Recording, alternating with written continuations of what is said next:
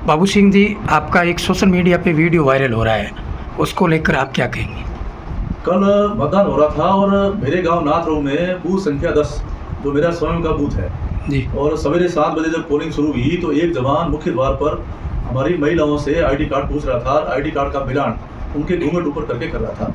तो महिलाओं ने ऐतराज जताया, विरोध जताया कि इस प्रकार से आप हमारे घूंघट ऊपर नहीं कर सकते, ये हमारा मूल आधार कार्ड है। तो उन्होंने कहा आधार कार्ड आपका मिलान होता नहीं है। तो उन्होंने कहा ये हमारा पुराना आधार कार्ड है और ये हमारा कार्ड है। तो आधार कार्ड आईडी कार्ड के बहाना बना करके कई 50-60 महिलाओं को उन्होंने मताधिकार से वंचित किया और कई और ही मतदाताओं को वंचित किया, जिसकी शिकायत मुझे मेरे मतदाताओं ने करी। और जब वो बार बार बदतमीजी कर रहे थे तो वहाँ के मतदाताओं ने मतदान का बहिष्कार कर दिया और बहिष्कार करके सब लोग बाहर बैठ गए। इसकी सूचना मुझे मिली और मुझे भी वोट देने के लिए वहाँ जाना था। तो करीब 11 बजे मैं पहुँचा और आप देखेंगे कि 7 बजे से 11 बजे तक 4 घंटे में केवल 10% मतदान होने दिया। तो उन्होंने मतदान तक नहीं होने दिया।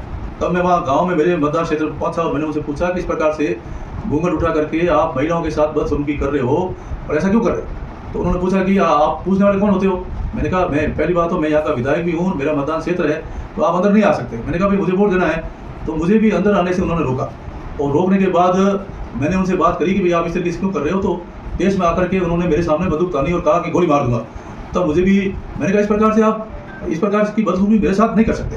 तो जितने में पुलिस के अधिकारी भी आ गए और मेरे को कहा भाई आप एमएलए साहब आप वोट दीजिए। तो मैं अंदर गया वोट देने के लिए और वोट दे के और मैंने उस अधिकारी को शिकायत करी कि ये जवान जो है मतदाताओं के साथ महिला मतदाताओं के साथ बदसलूकी बदतमीजी कर रहे हैं, इनके शराब की बदबू आ रही। तो अधिकारी आए, जांच करी और जांच में उस जवान को दोषी माना और दोषी मानने के बाद में वहाँ से उसको हटाया। बस इतना सा इशू है, इससे ज़्यादा और कुछ बात नहीं।